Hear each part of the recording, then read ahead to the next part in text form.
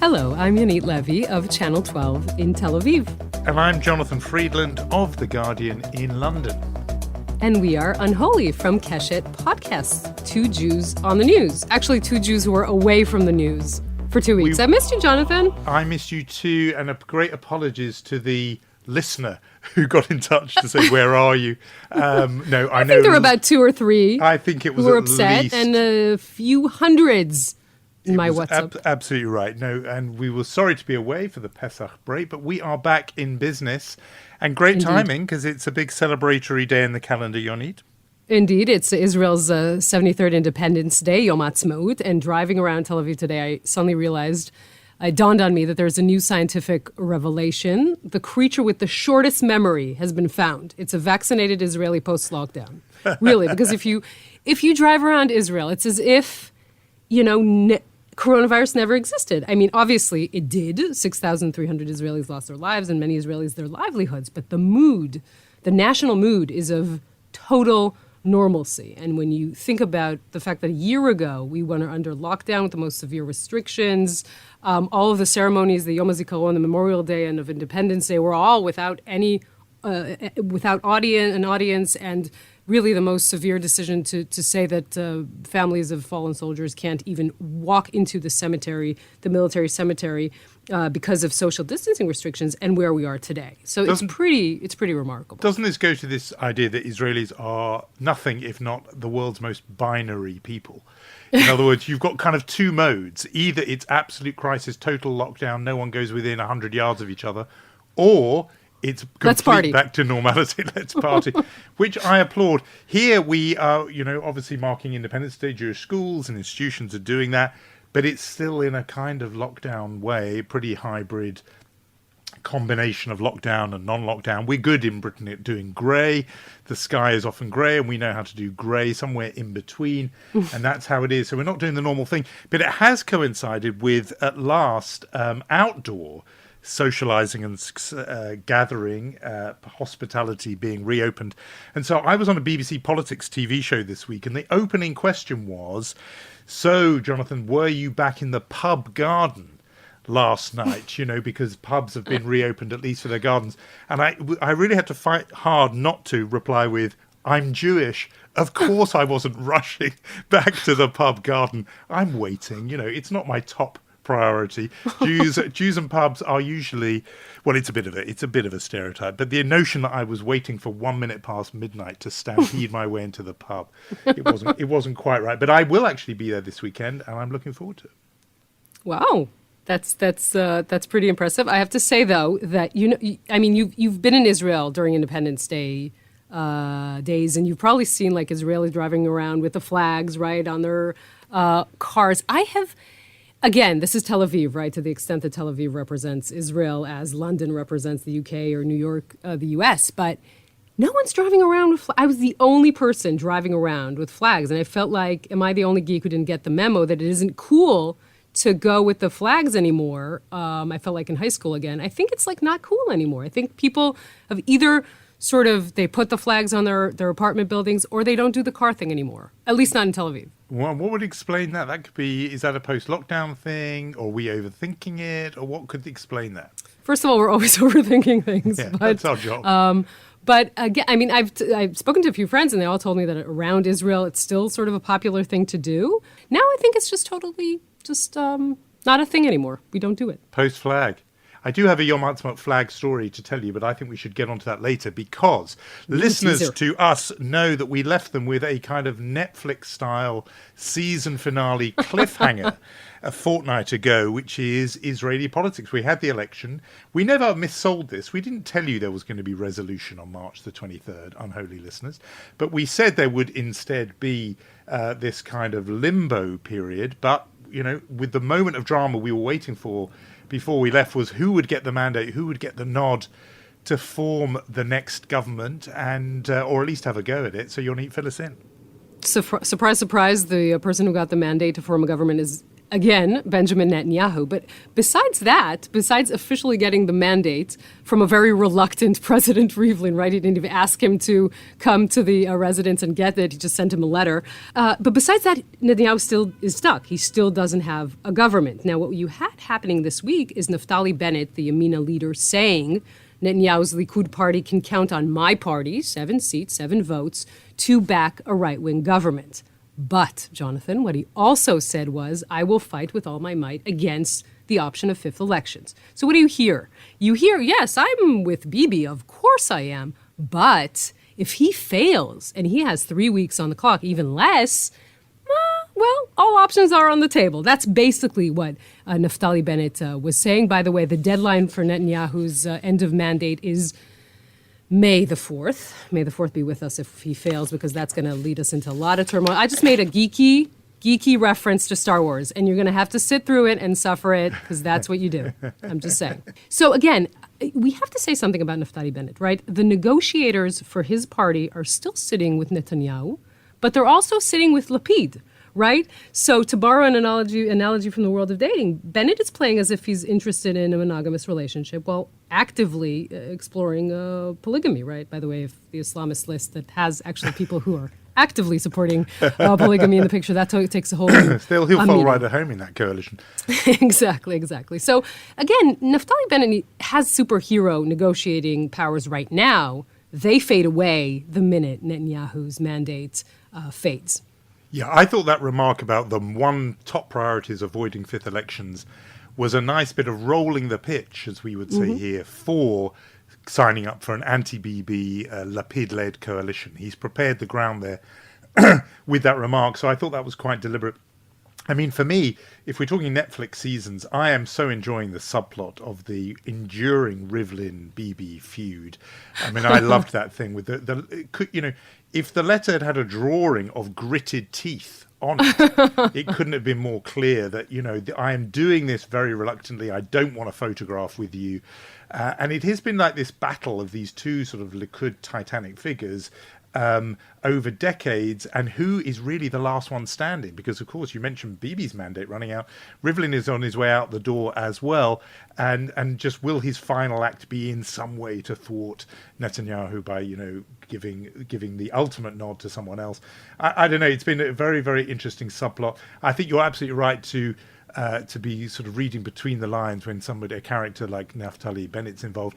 But the big question I thought and have been watching is whether or not he can square this apparently impossible circle, Bibi, which is on the one hand including this ultra far right, almost medieval party led by Itamar Ben-Gvir, and to have him in there, and at the same time to have this Islamist party Ram that we talked about before. I mean, how is that circle any more squareable now than it was before?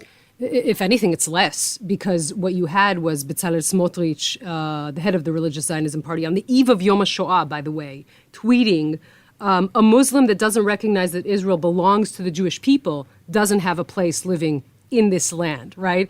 And he is very adamant, saying there is no way that I will sit with Ram, which is a part of the Islamic movement. Absolutely no way that I would do this. Trying to see Netanyahu, by the way, in his own man-made situation, because he created both of these parties. He made Bezalel Smotrich very strong. He didn't want him to be as strong, but, Netanyahu is always on overdrive. He created the rift in the joint Arab list to lead Ram to run independently. And now he's trying to make all these pieces fit together. It just seems impossible even for him.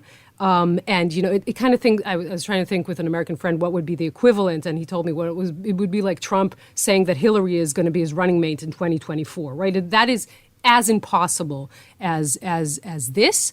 Even if Netanyahu somehow manages to convince both parties, right, the Ram party and the religious Zionists, just don't come for the vote in the Knesset, right? I'm going to start a minority government. Don't show up. Don't vote against it. Just don't show up. It's possible, but this is a government that will never last. It will be very short-lived. By the way, I do have to point out, since we mentioned Naftali Bennett, something that has made a splash here in Israel, Jonathan, is the fact that Netanyahu and Bennett have been conducting their negotiations in English.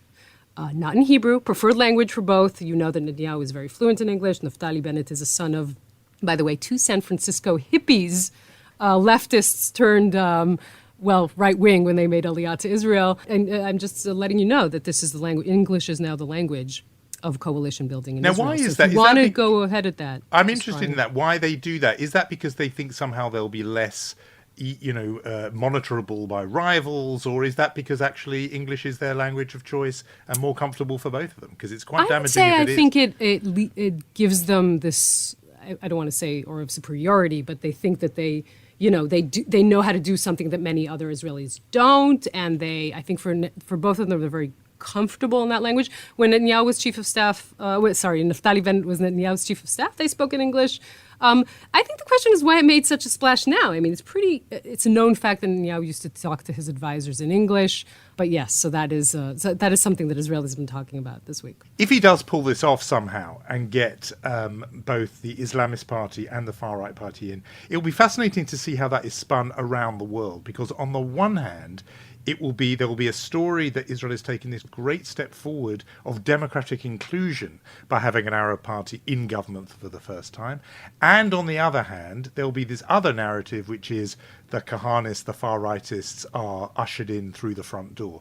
And which one of those gets spun around the world by Israel supporters and critics will be fascinating, because there'll be a pro-democracy story and an anti-democratic story in the same moment. And I think that will be an interesting moment for Israel. It's extremely interesting. I have to tell you, as an Israeli, I feel like there is, I don't know how this will end, let's be honest, but I do know that it feels like there's a seismic shift here that can't be reversed, right? The minute the Israeli right is discussing the involvement of Arab Israeli parties in the political coalition game, this cannot be reversed. Right. It's so interesting, by the way, to see the Netanyahu loyalists who once delegitimized the Arab list try and give Mansour Abbas a hechsher, right, saying, he wants nothing to do with the Palestinian nationalism. He's just concerned with civic problems of the Arab Israelis. I mean, it's an interesting thing, but they know, and Netanyahu knows, that once this door is opened, it can't be closed again. Yeah, I think they'll try.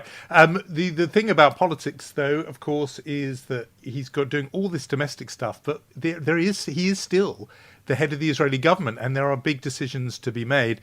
Again, I'm talking about how people look at this from the outside. The big news that people have been following more even than the coalition stuff is what's been happening in Iran. And I make my third Netflix reference here unabashedly, because I think this is amazing what's been happening, in the sense it looks like something out of TV. And, people will have seen on Apple TV this series Tehran, Israeli TV. I'm watching a French thing called Le Bureau, which has a whole storyline about Mossad using cyber warfare against Iran.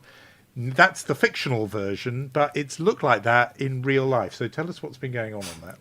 Well, I think it's safe to say that the shadow war between Israel and Iran has appeared less shadowy this week. There have reportedly been 3 Israeli attacks in less than a week, an Iranian Revolutionary Guards ship sabotage in the Red Sea, an airstrike on a weapons shipment near Damascus, and a mysterious blast in the Natanz nuclear facility in Iran. Now, several similar things have been happening before, right? I mean, I think it's even safe to say that in this covert conflict, there have been even more consequential events. The assassination of Iran's top nuclear scientist, Fakhrizadeh, a few months ago, attributed to Israel as an example. But these events have always been shrouded in secrecy, right? Both sides played the deniability game. Avigdor Lieberman, who used to be the defense secretary, had this joke. He would always say, I understand that the Air Force of Luxembourg was very active last night, right? It gave both sides this sort of zone a wiggle room where they could sort of still deny being involved. Now, what seems to be the case now is that Israel is more eager to hint at its involvement. And the question is why, and more specifically, why now?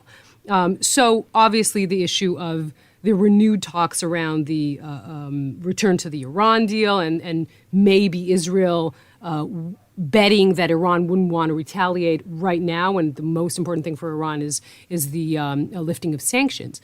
And also, of course, the question, we've discussed Israeli politics, so the question regarding Netanyahu. Now, I want to quote to you what Amos Harel, who's one of the best defense and military affairs analysts, I think, not only in Israel, wrote this week. He wrote, "Netanyahu is acting as an agent of chaos because chaos serves him." Now, what Amos is saying, he's not saying Netanyahu wants war, all-out war with Iran, right? Obviously, that's pretty insane. But he's saying that a constant sort of back burner reminder of the conflict with Netanyahu adding the subtext that is, I am the only one who can solve this. I'm the only one who can stand against Iran, which has always been his motto, is not necessarily a bad thing for a prime minister whose back is to the wall politically and legally. No, I thought that too, that the cynical view would be that he hopes that somehow a moment of national crisis enables him to lean on, Smotrich and Ben-Gvir if he has to, and others to say, look, it's now a moment of coming together. I can't believe that Benny Gantz would fall for that trick again, where he went into government with Bibi last time because of the coronavirus pandemic crisis. Would he be, lured into a government of national unity? No, he's looking at the clock, Jonathan. He's looking at November 2021. He must be. He must be. And as you've told us before, that's when he, according to the law, would take over if there's no other government. He's got his eye on that. I mean, the other bit of this, though, that troubles me a lot is the idea that in this limbo, there isn't really the kind of political oversight of Netanyahu that there was before. And, whether it's the relevant Knesset committees, but really the cabinet and security cabinet. I mean, who is really at the wheel at the moment? Is it just Bibi, and is it him on his own? I mean, is anybody else in the room when these decisions have to be taken about, hitting back or making an offensive strike against Iran in an attempt to halt or slow down its nuclear ambitions? Does he have in this strange kind of interregnum, does he have a free hand? That would be the troubling thought. Yeah, I think that's on the minds of many Israelis. The question of the fact that the security cabinet isn't dealing with this question, the fact that there's, as you mentioned, no Knesset oversight yet, and the fact that Netanyahu seems to be the lone wolf here, right, making all of the decisions by himself. Is where obviously he's talking with his top military generals. He's talking with the director of the Mossad. I think we'll get into that in a moment because I wanted to make a point about that. But again, he listens to Netanyahu, and that has been a problem for a while now. The more of his sort of inner circle that dwindles because people leave the inner circle for all sorts of reasons is indeed a worrying thought. Now, I do want to make the point, Jonathan, that there's another shadow war going on here. And I'm not talking about Israel and Iran. That's child's play. I'm talking about two Israeli top security officials who are, how shall we say this, both eyeing the inheritance, right? I mean, if you had to look into your magic 8-ball, which I know you own, and I'd ask you who would be the successor to Netanyahu when he ever leaves office in months or years or decades, and you would say two people. One would be the Mossad director of the Mossad, Yossi Cohen, and the IDF chief of staff, Aviv Kochavi. Now, and this relates to the three incidents we were talking about, some in Israel's defense echelon are pointing to the fact that there is an inflation of information coming from these two organizations vis-a-vis Iran, more information than is needed, i.e., maybe an attempt to take credit for operations that usually remain creditless. There's always also been this incident in January. Aviv Kochavi was very adamantly speaking against the Iran deal. Sources close to the head of the Mossad were saying this was a big mistake. So this is where we are, and that is also something that is happening in backdrop of this whole story. Yeah, that would be troubling, I think, for people who have previously admired the kind of discipline and discretion of those at the top. If they are now fighting for credit, that's always where trouble begins, just in politics anywhere.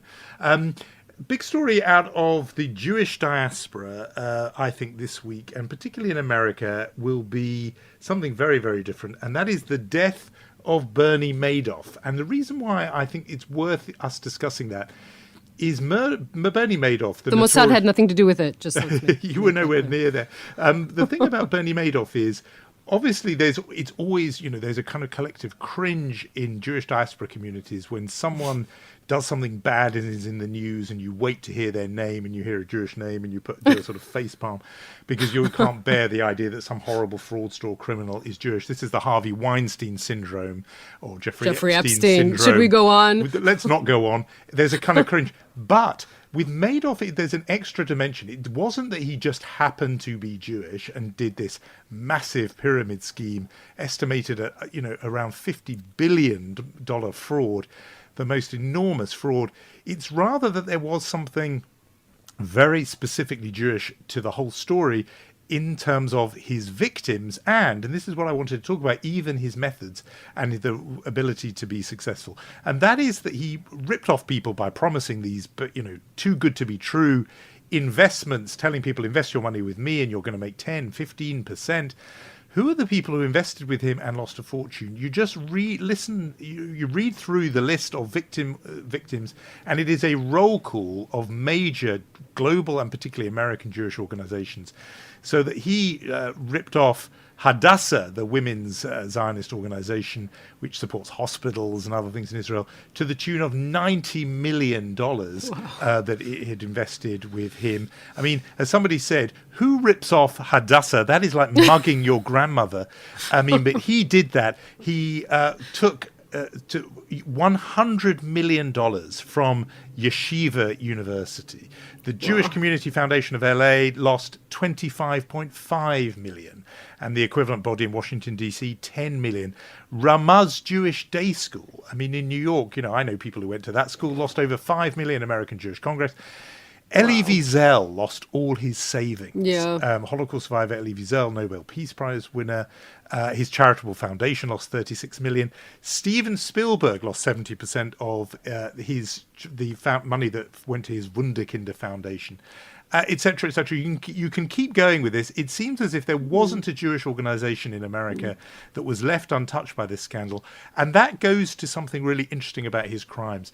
People talk about this phenomenon known as affinity fraud, which is when somebody is able to defraud you by trading on the affinity you will feel for each other. And so there are particular scams that will be where the victims are African Americans, where the front organization will appear to be a fellow African American organization saying, out of solidarity, let's do this together. Similarly with Latinos, this was the Jewish one. And I just think there's a couple of, particular things about it that set it apart. I mean, one is the idea that people acted as effectively kind of character witnesses for Madoff. So if you were the Elie Wiesel Foundation and you heard that the Steven Spielberg charity had invested, well, you thought that's got to be legitimate because we know those guys. We know each other. We see each other. And if it's good for them, it must be good for me. But the other thing I think which is sheds less flattering light on the American Jewish community is that Madoff traded on this notion of exclusivity. It was hard to invest your money with Madoff. He would set various barriers.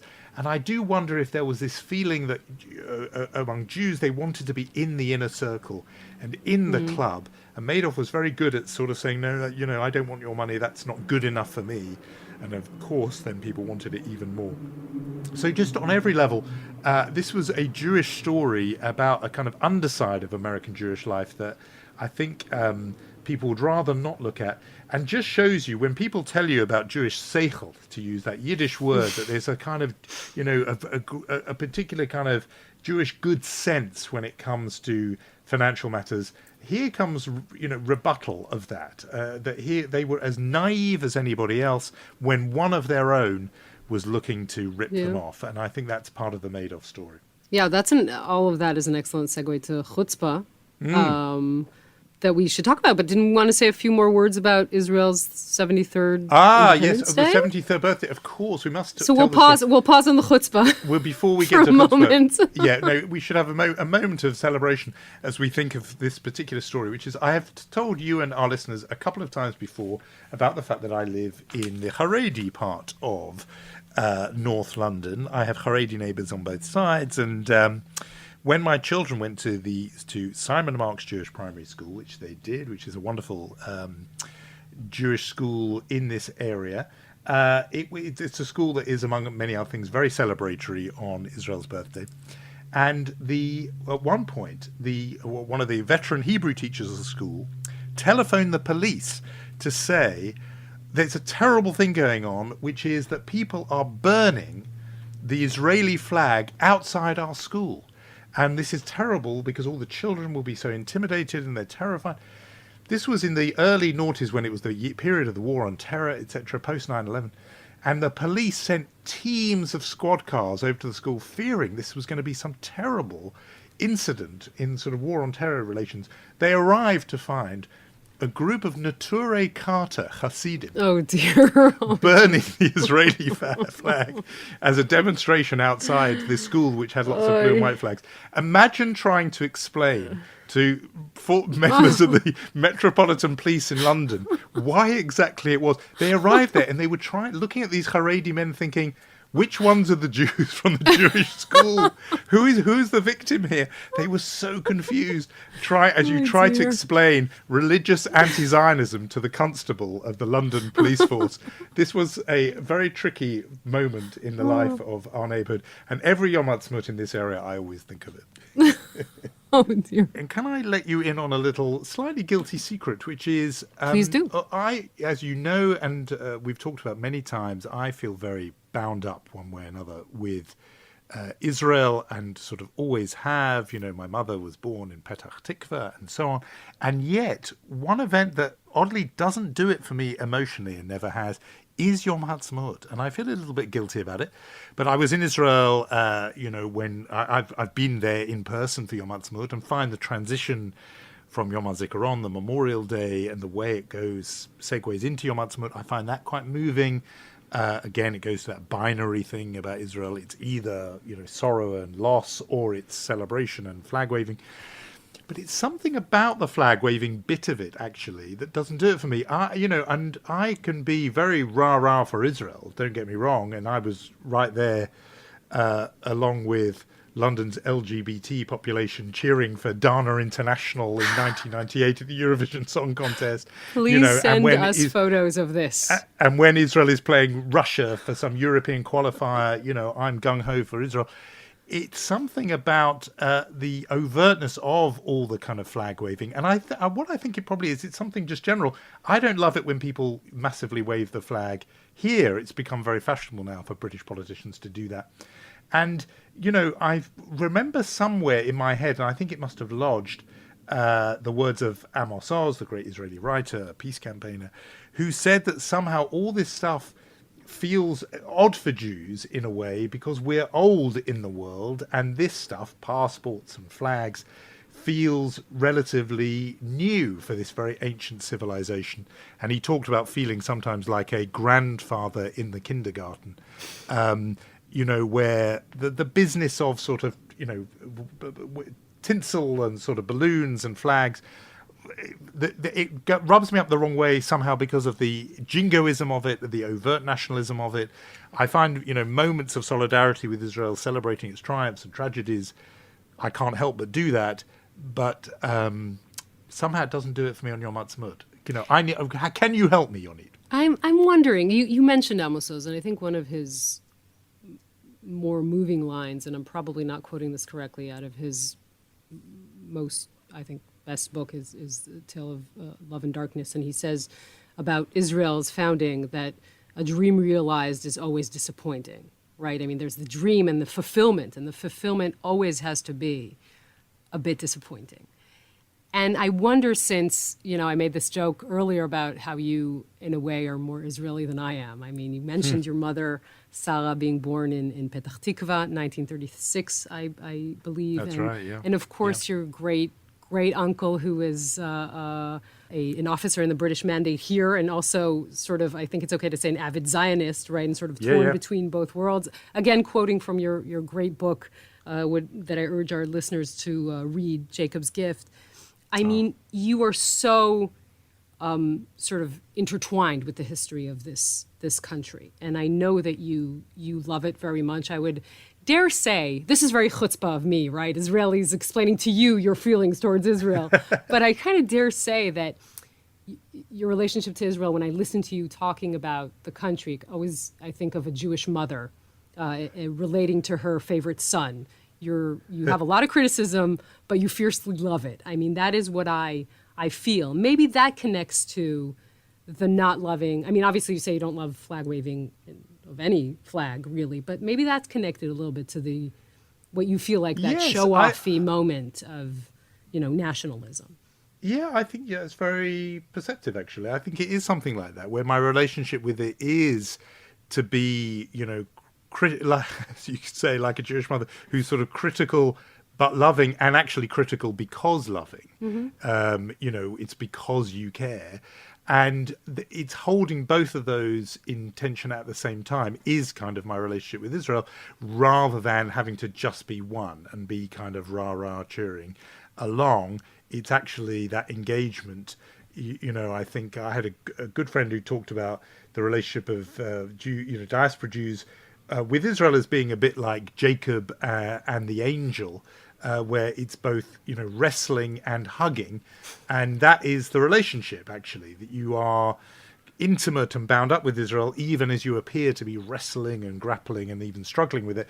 And somehow Yom Ha'atzmaut asks you to sort of park that and no longer be this sort of critical friend, but just to be the kind of, uncritical friend. And somehow maybe I find that just a little bit difficult because I want to sort of take the whole thing. But as I say, I can have my moments, and I think the mark of someone who does feel bound up with the country is that you celebrate its triumphs and grieve its tragedies. And, like I say, whether it's, voting time at the Eurovision Song Contest once Britain has been knocked out, which by the way happens very early, or its tragedies, and and those come, obviously, we know all too often. So one way and another, feeling bound up with it, and maybe Yom Ha'atzmaut doesn't really allow that sort of complexity quite enough. But look, there are 364 other days in the year that do, and we often mark them together in these conversations. We mentioned President Rivlin and his reluctance giving the Netanyahu the mandate. And I think of, I can't not think of when he began his tenure. This was almost 7 years ago. He gave a very famous speech. I think it's still his most famous speech. He spoke of the 4 tribes of Israel, the fact that there's a majority of secular Jews, and of course then the religious Zionists, the Arab Israelis, the Haredim. And he talked about, the rift between all of those groups. And I think as we celebrate the 73rd Independence Day and we look at Israeli society, the sad thing is that all of the schism has just grown wider, right? I mean, obviously, politicians haven't done their part to try and bridge the gap, some of them actually just making it wider. And maybe, and this could be a good point, I hope, maybe because Israel doesn't feel like it's under existential threat the way that we used to feel, then a lot of that social cohesion is sort of dwindling. Maybe. That wasn't my funny story to counter your funny story. I was just making a point. But no, it does just show you, in terms of social cohesion, it's not going to happen anytime soon among the warring Jewish communities of my neighborhood. But we do owe you a Chutzpah Award nomination, and it relates actually to a different festival, different time of year. As you know, it's open season on New York Governor Andrew Cuomo at the moment, who's in big trouble politically for multiple reasons, at the center of a probe on sexual harassment, and also for covering up the true figures of deaths from coronavirus in nursing homes. So it's open season on him, and stories are beginning to emerge. But I just thought he should get the Chutzpah Award for the revelation in a New York Times investigation of Andrew Cuomo, which says that he often was irritated by campaigning. Apparently, he didn't like reaching out to voters, and he was told he had to was to attend a Jewish event during Sukkot, which, as you know, is the festival when the faithful gather outdoors beneath temporary branches and greenery in various sort of structures. And when he heard this, Cuomo, that he was going to have to go and meet Jewish voters in Sukkot, during Sukkot, apparently was heard to say, "These people and their fucking tree houses," was his words. Now, he, of course, has denied this. A spokesman has said... I was shocked not at what he said, but if you actually yes, now, we that can, verbatim, that is what I was shocked at. It is. At. We do have younger listeners, so we can say, "These people and their effing tree houses." I'll give you that version for the edit if you want.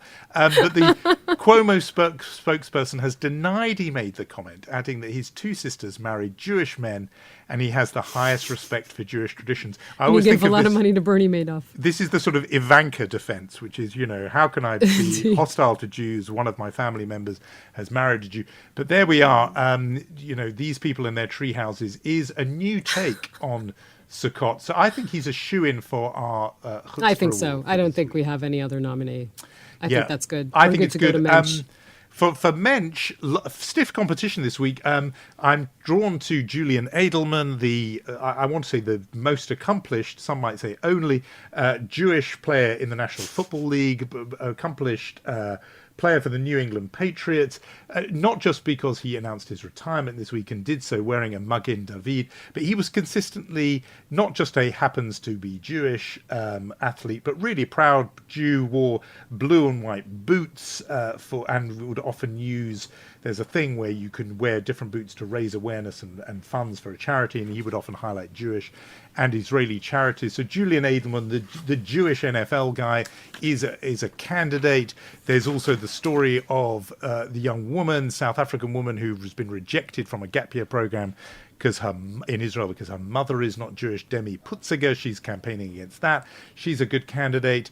I think you have yourself a very good nominee for Mensch as well. I think so, actually, two, if that's okay. I mean, it's the same story, but it's two women. You know that Yom HaAtzmaut always sees the lighting of the torch ceremony in Mount Herzl. It's always very emotional. And this year, two extraordinary women lit the torch together, and I think they're worth mentioning.